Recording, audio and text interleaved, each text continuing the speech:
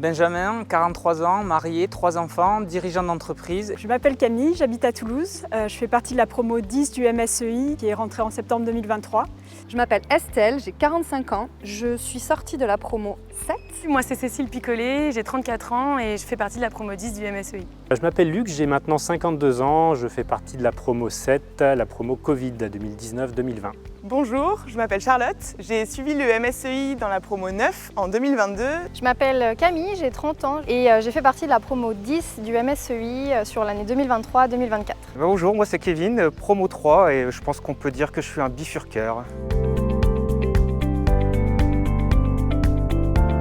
J'ai travaillé 10 ans dans l'agroalimentaire, dans une multinationale française. Je suis ingénieur mécanique de formation et j'ai travaillé pendant 6 ans dans l'industrie aéronautique. J'étais chef de projet informatique dans l'informatique bancaire. J'étais chef de projet en amélioration continue dans un grand groupe de luxe qui faisait de la maroquinerie. J'étais responsable de la supply chain d'une usine de production pharmaceutique. Je travaillais en développement commercial. J'étais en pause professionnelle, je réfléchissais à quel sens donner à ma carrière professionnelle.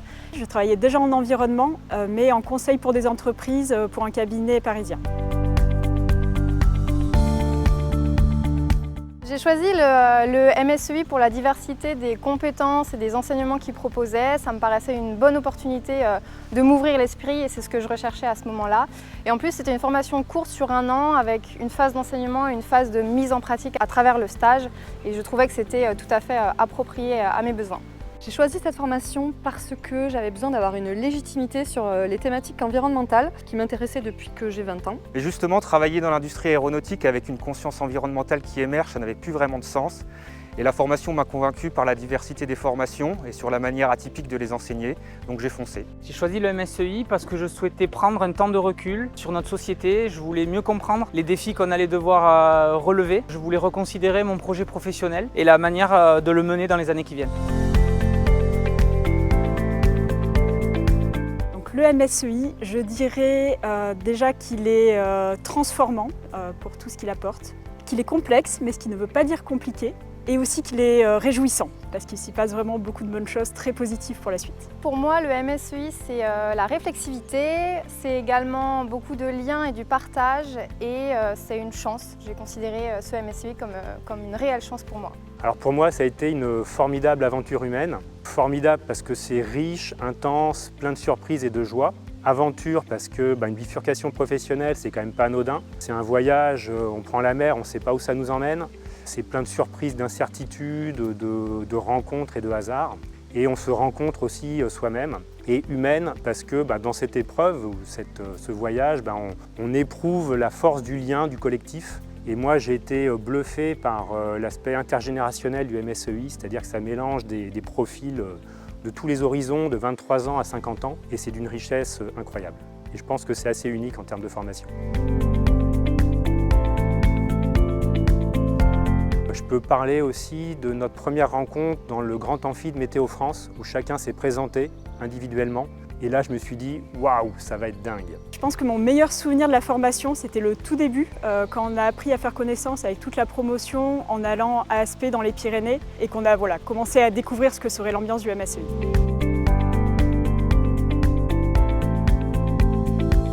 Alors moi, ce qui m'a bouleversé, ça a été le projet Loup, c'est-à-dire le projet long qu'on a mené en groupe de 5 pour le parc naturel régional des Pyrénées catalanes. L'objectif, c'était de conseiller le parc sur le renforcement des populations de loups sur le territoire.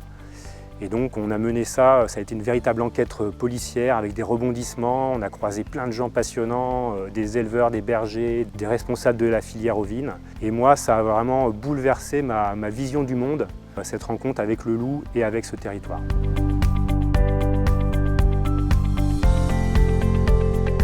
Avec le recul après l'année de MSEI, je pense que j'ai beaucoup appris à jouer avec la complexité, à accepter un petit peu l'inconnu et à accepter d'aller étape par étape aussi dans le parcours. Je pense que j'avais peu cette capacité auparavant et de comprendre qu'il n'y a pas forcément une solution idéale mais que ça se construit étape par étape. Donc ouais, je dirais jouer avec la complexité. L'intelligence collective en complexité. Parce que quand justement on est dans des situations compliquées, qui paraissent n'avoir aucune solution, l'idée c'est pas de se positionner en sachant, mais de comprendre que chacun a les compétences, chacun sait. Donc c'est en arrivant à manier un groupe et à le faire s'exprimer qu'il peut émerger des choses beaucoup plus grandes que ce groupe-là. Je suis obligé de citer l'analyse de cycle de vie puisque c'est dans ce domaine que j'ai réalisé ma thèse et mon premier postdoc par la suite. Mais de manière générale, je pense qu'il est nécessaire de citer aussi tout ce qui a trait à l'interdisciplinarité puisque aujourd'hui je suis convaincu que pour traiter tous ces problèmes environnementaux, il est nécessaire d'avoir ces approches interdisciplinaires, de faire collaborer des disciplines qui ont l'habitude d'être en silo aujourd'hui. Et c'est vraiment mon leitmotiv aujourd'hui en tant que chercheur. Aujourd'hui, j'ai cofondé une société qui s'appelle TakeCare et qui développe un logiciel de management carbone pour permettre aux entreprises de mesurer et piloter leurs émissions de gaz à effet de serre. Je suis chercheur en sciences de l'environnement et je travaille en particulier sur l'évaluation et l'aide à la décision autour du développement de stratégies de bioéconomie territoriale avec une approche d'agroécologie pour viser la neutralité carbone à horizon 2050.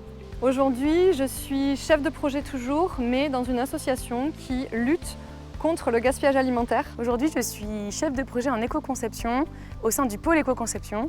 En gros, j'accompagne les entreprises dans la mise en place de la démarche d'éco-conception. Ça veut dire tout simplement la prise en compte des impacts environnementaux dans la conception et le développement de leurs produits ou de leurs services. Et je le fais avec donc, des entreprises de tout secteur et de toute taille. Alors aujourd'hui, je suis responsable d'une mission adaptation au changement climatique et planification écologique à la région Occitanie. Aujourd'hui, je travaille comme ingénieur commercial dans une entreprise qui travaille sur la gestion de la ressource en eau. Aujourd'hui, j'ai retrouvé une activité professionnelle qui fait davantage sens pour moi. Je suis responsable des opérations au sein des Alchimistes, une entreprise qui fait de la collecte de biodéchets et du compostage. Et en parallèle, je me suis engagée dans plusieurs associations pour répondre à d'autres besoins sur d'autres thématiques, notamment la biodiversité qui me tient beaucoup à cœur. Aujourd'hui, je travaille pour la métropole de Toulouse sur la stratégie d'adaptation au changement climatique. Avant le MSEI, j'avais essayé par moi-même de trouver un poste dans l'environnement et en fait j'y arrivais pas, donc c'est pour ça aussi que j'ai fait le MSEI, c'est que j'avais besoin de monter en compétences mais aussi de m'ouvrir des portes et le MSEI a été vraiment un accélérateur pour ça et m'a permis d'ouvrir des portes que je n'arrivais pas à ouvrir toute seule. Le MSEI m'a donné vraiment la confiance de pouvoir m'extraire du milieu bancaire dans lequel j'étais. Je pensais que j'étais capable de faire que ça et en fait ça m'a permis d'avoir une légitimité, une culture générale et vraiment la certitude que les possibilités étaient infinies pour aller travailler n'importe où. Le MSEI m'a aidé à structurer le projet de création d'entreprise d'une manière un peu différente pour coller vraiment à ce que je voulais en faire. Et puis surtout, le MSEI, ça a été des rencontres formidables qui m'ont permis d'évoluer personnellement et puis qui ont permis de construire le projet de TakeCare parce que TakeCare aujourd'hui, c'est 12 personnes et la moitié sont passées par le MSEI. Donc ça crée des liens et des repères communs. Je leur proposais d'abord de rencontrer l'équipe pédagogique et des anciens étudiants pour pouvoir discuter un petit peu de leur parcours et voir comment la formation s'est intégrée dans leur parcours. Je vous dirais de ne pas hésiter et d'y aller, tout en ayant en tête que le parcours sera sûrement un peu chamboulant puisque il déconstruit pas mal de choses, mais n'hésitez pas, c'est une super expérience. Et c'est marrant puisque après que j'ai fait le master, j'ai deux très bons amis à moi qui l'ont fait aussi dans les années qui ont suivi. Et je pense que ce qui les a motivés, c'est de voir à quel point ça a changé ma vie, comment j'ai pu aligner mes convictions et mes actes. Et un autre conseil, ce serait de profiter à 200% du temps de la formation. C'est vraiment une bulle de bienveillance. Et le plus dur arrive après, puisque psychologiquement, émotionnellement, ça peut être un petit peu dur d'encaisser tous ces chocs. Les nouvelles dans le domaine de l'environnement ne sont pas toujours bonnes, donc il faut être prêt à pouvoir supporter tout ça. Si le MSEI était un film, je choisirais le film Inception. Moi j'ai vécu le MSEI comme une pause, donc un peu comme un rêve ou en tout cas une réalité parallèle avec une bonne dose de complexité. Moi, ça me fait quand même beaucoup penser à l'auberge espagnole parce que tout est ouvert, tout est possible et c'est que des rencontres. Ce serait le film documentaire de Cyril Dion, Demain. J'ai vraiment du coup en tête l'image de ce groupe de personnes qui vont du coup à la recherche de solutions et qui du coup pour cela vont rencontrer d'autres personnes dans d'autres pays. Tout ça du coup pour essayer de trouver des solutions aux enjeux environnementaux actuels. J'aimerais casser le cliché qu'au MSEI, il n'y a que des écolo-activistes qui veulent tout casser, tout dénoncer, tout remettre en question. Au sein du MSEI, il y a une richesse de personnalités, d'envies, de besoins, de compétences différentes. C'est vraiment la somme de tout ça qui fait la force et chacune agit à sa manière. C'est vrai que j'avais pu échanger avec une connaissance qui m'a tout de suite dit « Ah mais oui, c'est la formation dans laquelle vous asseyez dans l'herbe en cercle en extérieur ». Et sur le coup, ça m'avait fait beaucoup rire. Je pense que c'est pas tout à fait faux. On a tendance à vouloir justement faire des cercles, discuter, échanger en collectif. Mais il y a aussi vraiment des apprentissages par ailleurs qui font que ces moments de collectif sont vraiment super importants. Le cliché auquel j'ai pensé en premier, c'est celui qu'on m'avait dit à moi quand j'ai commencé la formation, c'est de toute façon tu fais le master mais après il n'y aura pas de débouché, tu vas pas trouver de travail après. Ce que je peux dire c'est que oui, c'est un peu difficile parfois, mais c'est difficile pour tout le monde, quelle que soit la formation qu'on fait. Et c'est un peu le contraire, c'est parce qu'on fait ce master et qu'on est un peu passionné par le sujet qu'après on va pouvoir créer aussi les conditions de nos employabilités, quoi.